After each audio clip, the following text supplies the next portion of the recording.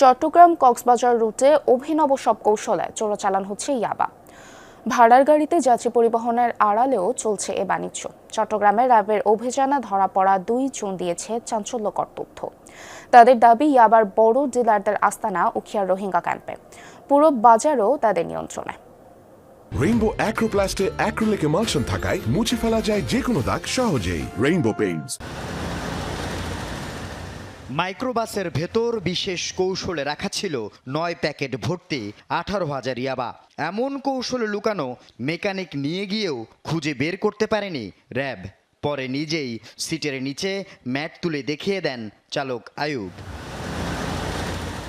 পাচারের বিষয়ে চাঞ্চল্যকর তথ্য দেন র্যাবকে।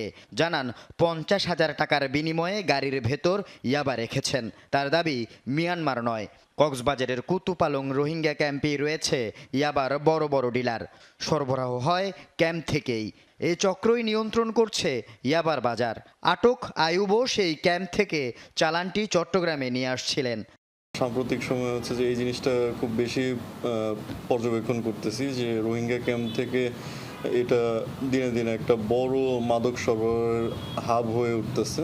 তো আমরা হচ্ছে যে সেদিকে আরেকটু গভীরভাবে নজর দেওয়ার চেষ্টা করতেছি, যাতে করে হচ্ছে যে রোহিঙ্গা ক্যাম্প থেকে যে মাদকের সাপ্লাইটা প্রতিনিয়ত আমাদের চট্টগ্রাম শহর এবং দেশের বিভিন্ন আনাচে কানাচে সরবরাহ হচ্ছে, এটাকে যেতে হচ্ছে যে আমরা আরও কমিয়ে নিয়ে আসতে পারি।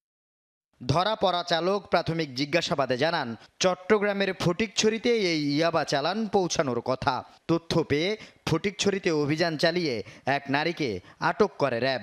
তার বাড়িতেও পাওয়া যায় কৌশলে লুকিয়ে রাখা ইয়াবা।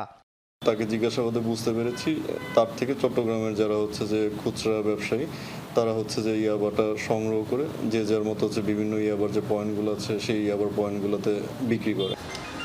চালক আয়ুবের বাড়ি কক্সবাজারের টেকনাফে। তাকে হাটহাজারী থানায় এবং আটক নারীকে ফটিকছড়ি থানায় হস্তান্তর করেছে র্যাব। তবে বেশিরভাগ সময় ইয়াবা চালান বহনকারী এবং বিক্রেতা ধরা পড়লেও মূল হোতারা বরাবরই থেকে যায় ধরাছোঁয়ার বাইরে। আল আমিন শিকদার, যমুনা নিউজ, চট্টগ্রাম।